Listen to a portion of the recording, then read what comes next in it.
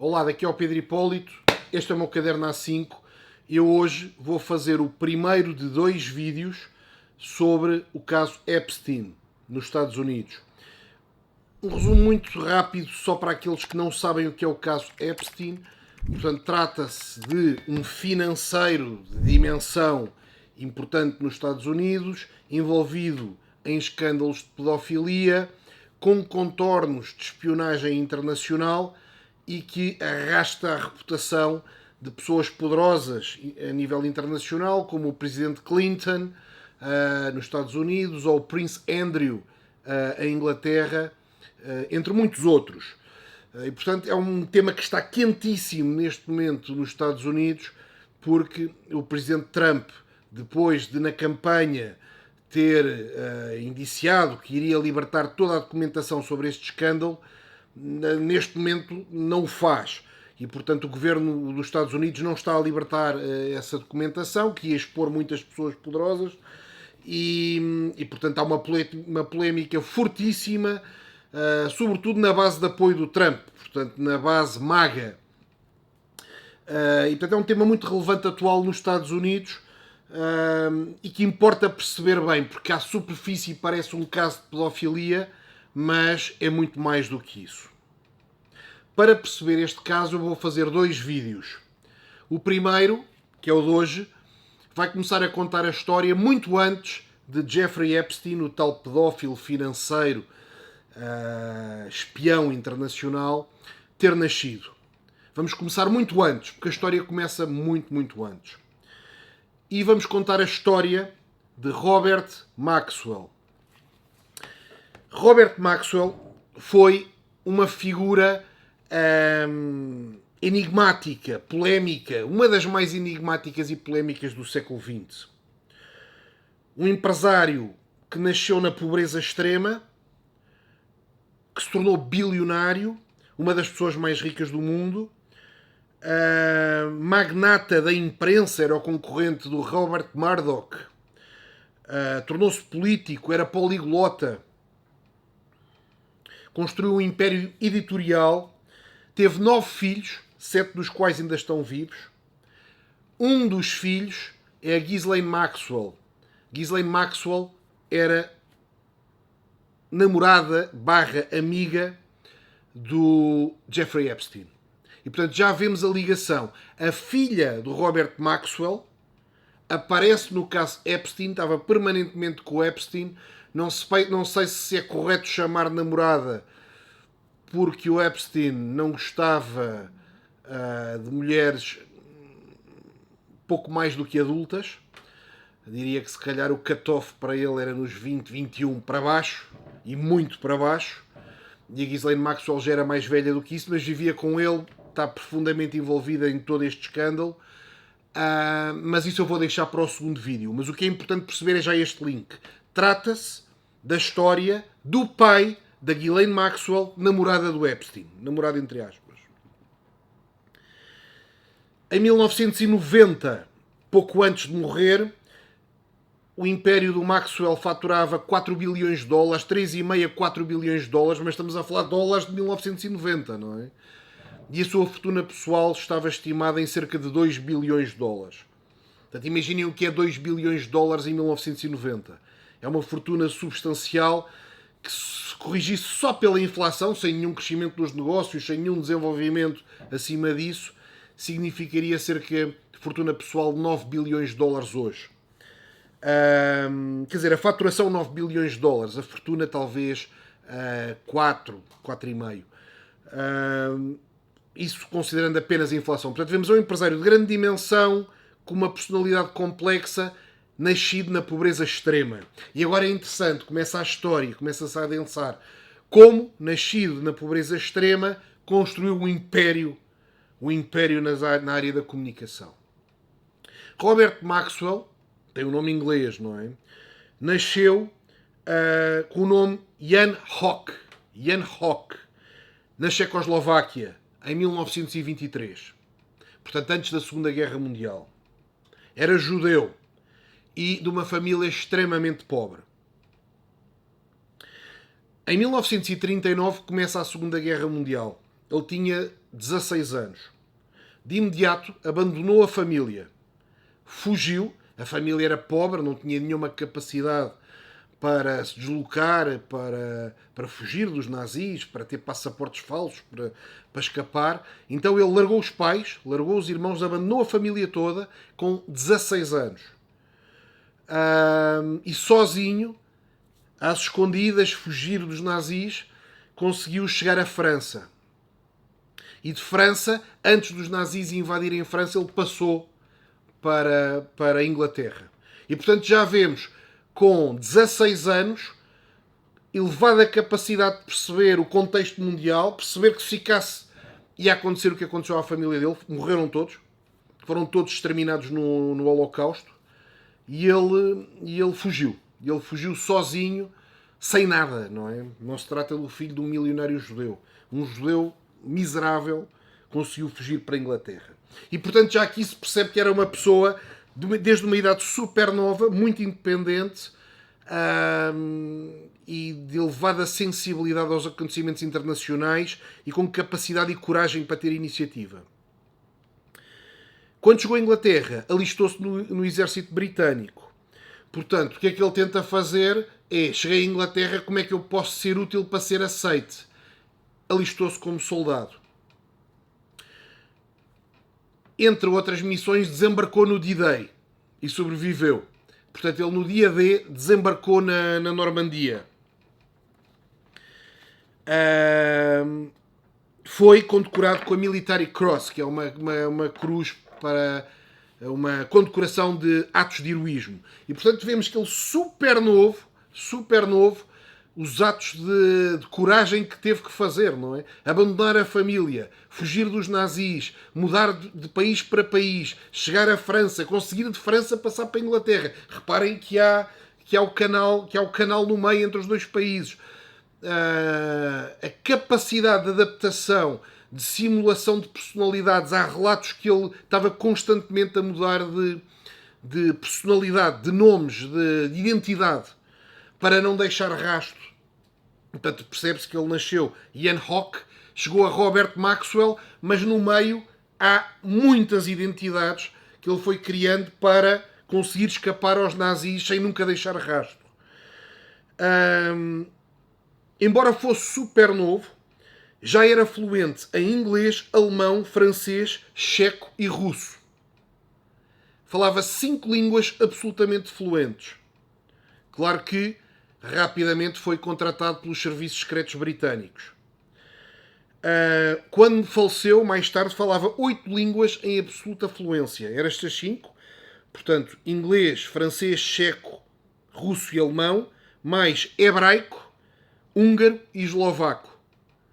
Portanto, falava 8 línguas, era absolutamente poliglota. Isto fez com que ele fosse de elevado interesse para o MI6, os serviços secretos ingleses. Começaram a fazer trabalhos com ele de tradutor e ele foi se envolvendo nas comunidades da espionagem, não é? Da inteligência, ao fim e ao cabo. O que é interessante também perceber é, enquanto os outros soldados que desembarcaram no D-Day desembarcaram em combate, mas meios envolvidos na missão, ele sempre foi um oportunista. E, portanto, é um sobrevivente que fugiu dos nazis, mas mesmo ao voltar, portanto, ele fugiu e depois voltou em combate. É preciso perceber isto. Não ficou traumatizado, não ficou enfiado num canto a tremer por todo lado e com medo. Ele voltou para combater os nazis, que mataram a família dele. Mas já revelava elevada capacidade de oportunismo. 2 exemplos que são conhecidos. O primeiro é, depois de derrotarem os alemães, ele não chegou a Berlim porque Berlim foi invadido pelos russos, não é? Mas esteve muito próximo. O que é que ele fez? Enquanto os soldados comemoravam, distraídos, o que é que ele decidiu fazer? Imediatamente foi à procura do criador da cadela do Hitler. Portanto, o Hitler tinha uma cadela, que é conhecida, que aparece uma cadela pastor alemão, aparecem imensas fotografias com o Hitler, que era a Blondie, conhecida por Blondie. Ele disse, vou ter um cão irmão desse. Então foi na Alemanha toda destruída, à procura do criador, encontrou o criador na miséria absoluta, porque os alemães tinham perdido a guerra, comprou-lhe o último cão que ele tinha, portanto, irmão ou primo, ou quer dizer, relacionado com o cão do Hitler, e o criador depois foi encontrado tendo cometido suicídio. O criador cometeu suicídio depois de lhe vender o cão. E portanto, o Robert Maxwell, há vários indícios que ele tinha capacidade letal, não é?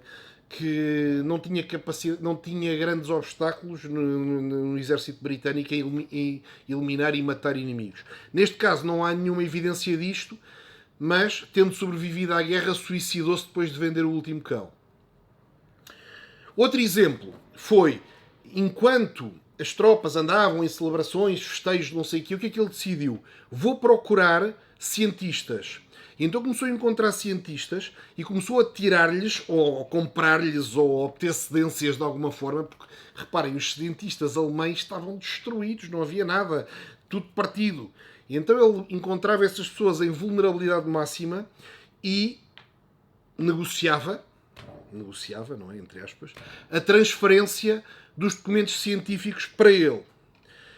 E, portanto, começou a obter um monte de documentação de elevado valor, que ele conseguia ler, mas quase mais ninguém conseguia ler, lembrem-se que era um poliglota. E também é preciso perceber porque é que ele se movimentava tão bem para encontrar o criador da Blondie, para falar com os cientistas, porque ele falava a língua, enquanto os outros soldados ingleses falavam inglês, os americanos falavam inglês também, ele falava as línguas locais, então conseguia falar com a população, já estava envolvido com os serviços secretos britânicos, tinha acesso a montes de informação, mas utilizou essa informação e essa oportunidade em benefício próprio. E obteve muitos documentos científicos. Ao mesmo tempo, como havia o exército russo envolvido naquele território, ele estabeleceu relação com os russos. E então, imediatamente a seguir à Segunda Guerra Mundial, o que é que ele tinha? Tinha acesso à comunidade científica alemã, obtinha os documentos alemães, esses documentos tinham elevado valor para os serviços secretos britânicos, ao mesmo tempo conseguia falar russo fluente, começou a infiltrar no Bloco de Leste os cientistas russos. Reparem que a seguir à Guerra Mundial ninguém queria ouvir falar em cientistas, porque ao fim e ao cabo as pessoas tinham as casas todas partidas, estavam a passar fome, tinham perdido tudo, tinham os familiares que tinham morrido. E este tipo, enquanto os outros andavam preocupados em reconstruir a casinha, arranjar um emprego, sair do exército, ele estava a obter informação. Essa informação, que foi para ele praticamente gratuita, permitiu-lhe começar a traduzir aquilo para inglês e a vender a informação. E reparem que havia montes de desenvolvimentos científicos ocorridos durante a Segunda Guerra Mundial, portanto, entre 39 e 45, montes dos nazis e dos russos e de não sei do quê, que não estava publicado em lado nenhum. E então ele criou uma empresa que é a Pergamon Press. E o que é que esta Pergamon Press fazia? Publicava artigos científicos. Os primeiros artigos científicos ele tinha porque obteve-os desta maneira que eu estou a dizer, que era matéria-prima grátis. Então ele publicava uma coisa grátis e depois vendia em larga escala no planeta todo. Ao mesmo tempo foi capaz de criar uma noção na comunidade científica que um artigo, para ter valor, tinha que ser publicado. Ainda hoje, se forem ver os cientistas, os engenheiros de PhDs, doutoramentos, querem publicar os seus artigos. Eles não têm que ser pagos para publicar. Eles querem publicar, porque o ser publicado foi aceito por uma editora. E ser um artigo que foi aceito por uma editora já deixa o cientista satisfeito. Pois a editora vende aquilo. Ele criou este conceito e esta Pergamon Press, durante imenso tempo, não só tinha lucros elevadíssimos, porque estava a publicar matéria-prima gratuita, os cientistas vinham ter com ele para lhe dar as coisas para publicar, como ainda se tornou mais valioso para os serviços secretos. Porquê? Porque conhecia os cientistas todos. Ele era, naquele momento, em Inglaterra, a pessoa que controlava o acesso à comunidade científica na Alemanha e no Bloco de Leste. E, portanto, mesmo no tempo da Guerra Fria, ele era capaz de ir à Rússia, ir aos países da União Soviética, falar com os cientistas. Inventava conferências sobre energia disto e daquilo, os cientistas vinham, estabelecia relações. E, portanto, a partir daí começou-se a tornar um empresário de grande dimensão, com acesso global. E já veem, não se esqueçam que isto depois vai dar à história do Epstein. Veem que eu estou a falar serviços secretos, informações, relação com a comunidade científica. Quando virem o segundo vídeo, vão ver estes aspectos outra vez, mas do outro lado do Atlântico, nos Estados Unidos. Agora estamos na Europa. Há fortes suspeitas que ele, para se movimentar internacionalmente à vontade, porque ele conseguia ir ao Bloco de Leste com facilidade durante a Guerra Fria, que ele era espião triplo, nem é duplo, é triplo. Que ele começou por ser espião do MI6, mas depois transformou-se também em agente do KGB e da Mossad. Reparem que ele era judeu, volto a dizer.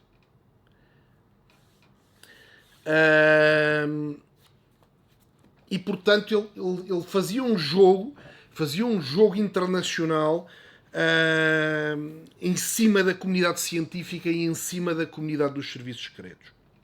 Acabou por se tornar deputado, acho que é um episódio que não é assim o mais importante da vida dele, pelo Partido Trabalhista, e depois fez um negócio com esta Pergamon Press, que era a tal empresa que publicava os artigos científicos, de moralidade e até legalidade duvidosa, um negócio de alto risco, que foi o seguinte: ele criou distribuidores com uma estrutura acionista disfarçada para não se perceber que também eram deles. Estes distribuidores compravam as publicações da Pergamon Press, criando estoques brutais desses livros e dessas revistas e desses jornais da Pergamon Press.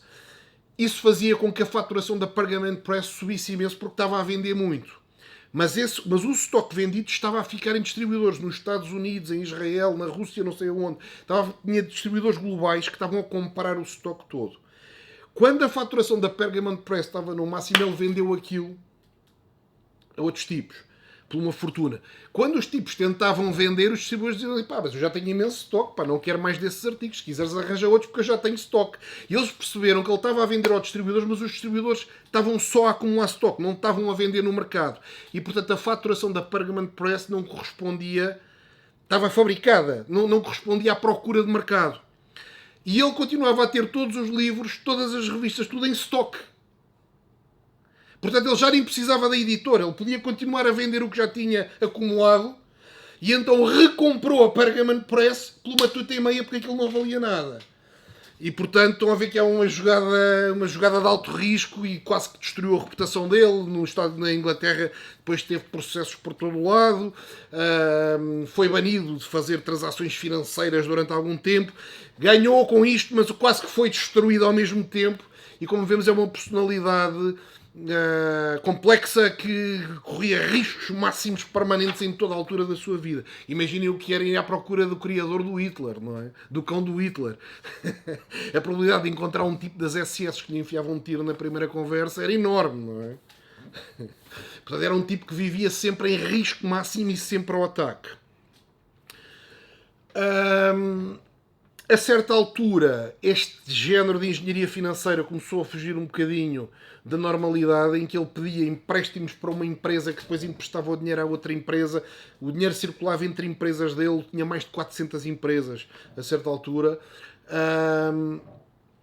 E a engenharia financeira começou-se a complicar demasiado com lives, não quero arriscar, mas ligeiros de Ponzi Scheme, em que uma empresa pede um empréstimo para pagar o empréstimo da outra. O lifestyle dele ia-se transformando em cada vez mais exótico. Vivia num palácio, vivia quase como um chefe de Estado, não é? Com um iate gigante, com jatos privados. E não é os jatos privados que nós vemos hoje em dia, estamos a falar em 1990, não é? Viver assim, com essa maquinaria toda e com esse estilo de vida internacional, era mais raro nessa altura. A certa altura, em 1991, já debaixo de elevado stress, mas aparentemente de fora tudo direito, foi sair com o seu iate Lady Ghislaine. Mais uma vez Ghislaine Maxwell, a filha, que se transformou na namorada do Epstein. Ele saiu com o iate, foi para as Canárias, teve uns dias no iate sozinho, até que escorregou do iate e morreu afogado. mais um paralelismo com a história do Epstein. O outro cometeu suicídio, este escorregou do iate. Se calhar o próximo vídeo tem que ter uma t-shirt Epstein didn't kill himself. Porque, de facto, há aqui muitos paralelismos. Quando ele deixou de ser útil para a comunidade de inteligência, escorregou do iate, não é? De um iate enorme escorregou. Estava todo nu e escorregou. Ninguém a bordo detectou nada. Há teorias de que o barco foi abordado por uma lancha rápida dos serviços secretos de um país. Entraram a bordo e atiraram do bordo afora. Mas também pode ter escorregado, não é? Pode ter escorregado, caiu e morreu afogado. Dias depois dele escorregar do iate e morrer afogado, isto é parecidíssimo com o Epstein. Vejam que o outro morreu na cela, suicidou-se, não é? Suicidou-se dentro de uma cela fechada. É parecido. Este também tinha os problemas com as dívidas, escorregou. Dias depois descobriu-se que ele tinha desviado centenas de milhões de libras dos fundos de pensões. E, portanto, que ele antes de escorregar roubou os fundos de pensões das empresas. Não é? Roubou, ao fim e ao cabo, as reformas dos trabalhadores. Também é interessante perceber que ele era inglês, certo? Já expliquei que ele era inglês, combateu pelo exército inglês. Onde é que foi o funeral dele? Foi em Israel. Foi em Israel com honras de Estado. Com o presidente de Israel, com o primeiro-ministro de Israel, que na altura era o Yitzhak Shamir, a fazerem discursos, com os rabis de mais alto nível de Israel. Honras de chefe de Estado. Nunca mais aconteceu para alguém que não fosse mesmo chefe de Estado. Foi a única pessoa, não chefe de Estado, que teve honras de chefe de Estado em Israel. Onde é que está enterrado? No Monte das Oliveiras. Prestígio hipermáximo em Israel. É tipo impossível de acontecer. E, portanto, era inglês, era empresário, nunca foi político em Israel, afogou-se, ainda por cima com escândalos financeiros, roubou o fundo de pensões, mas parece que em Israel gostavam dele, não é? Respeitavam-no seriamente. O Epstein se calhar também gostavam. O Epstein também se calhar gostavam. Portanto, fica o primeiro episódio. Percebem que este tema do Epstein nasceu em 1923, tem vindo a fermentar ao longo de décadas, tem contornos de espionagem internacional, tem contornos de alta finança, e é muito engraçada a história do Maxwell, se pensarem. Saiu do zero, pobreza absoluta e família massacrada pelos nazis, e acaba uma das pessoas mais ricas de Inglaterra e mais ricas do mundo, com um sucesso estrondoso. Deixem o vosso comentário, deixem o vosso like, e se tiverem perguntas sobre o Epstein, escrevam para eu responder no segundo episódio desta série. Um abraço e até ao próximo vídeo.